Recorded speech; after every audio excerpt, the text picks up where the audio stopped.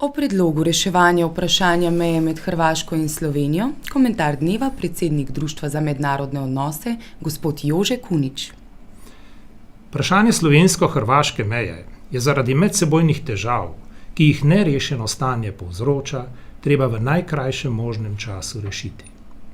Medsebojna pogajanja bi zaradi pregretosti na obeh straneh najbrž ne uspela. Torej lahko pridemo do rešitve le, če vstopi tretji. V primeru arbitraže ali sodišča se potem, ko storimo vse, kar je za postopek potrebno, v popolnosti predamo tretjemu. Utegnilo bi se zgoditi, da rešitev, ki bi bila zavezujoča, za Slovenijo ne bi bila optimalna. V primeru mediacije, po slovensko posredovanja, pa se političnemu in strokovnemu vplivu na rešitev ne odrečemo. Ne pustimo, da bi tretji razsodil, ampak zgolj posreduje med obema stranema, ki si v procesu mediacije stališča počasi približujeta in jih, v primeru uspešne mediacije, uskladita. Do oškodovanja slovenskih interesov v tem primeru ne more priti. Uspešen primer mediacije je bilo posredovanje med Argentino in Čilom, kjer je Sveti sedež uspešno mediiral.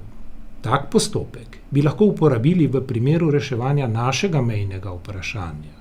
Seveda pa lahko posreduje oziroma mediira kdorkoli, za katerega bi se strinjali obe strani in ki bi bil pripravljen to vlogo sprejeti. Trditve, da predlagam, da se razsojanje oziroma arbitriranje preda v roke Svetemu sedežu, so preprosto rezultat nerazumevanja predloga. Nasprotno, predlagam, da reševanja ne predamo povsem v roke tretjemu, ampak še naprej rešujemo mejno vprašanje tako, da imamo na potek iskanja rešitve vpliv in da je pač ne sprejmemo, če nam ni pogodu. Dobre rešitve žal ni in ob vsakem predlogu se najdejo kritiki, ki po predlogu planejo, a tako ne bomo prišli nikamor. Treba je imeti pogum, da se kaj predlaga. Kritiki pa najraje povedo, kaj je manj slaba rešitev.